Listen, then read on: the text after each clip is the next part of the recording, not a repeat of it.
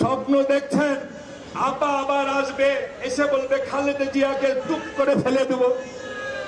আপা আবার বলবেন আমার আসলে অন্য কিছু নয়, ক্ষমতাটা দরকার। আপা আবার এসে কাঁঠালের বার্গার খাওয়ার পরামর্শ দিবেন, মিষ্টি কুমড়ার বেগুনি খাওয়ার পরামর্শ দিবেন। সেই দিন আর আসবে না। ওই যে ওবায়দুল কাদের কাকু